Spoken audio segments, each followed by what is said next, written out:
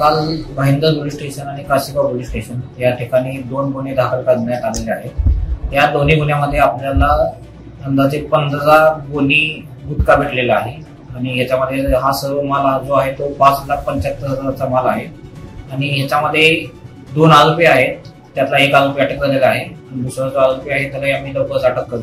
आणि याच्यामध्ये जो गुटखा आहे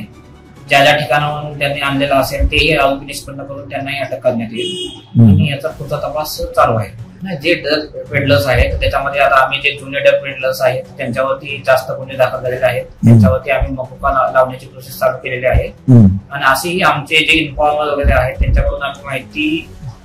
कलेक्ट करत आहोत आणि ह्यांच्यावरती आम्ही स्ट्रिक्ट ऍक्शन घेणार आहोत।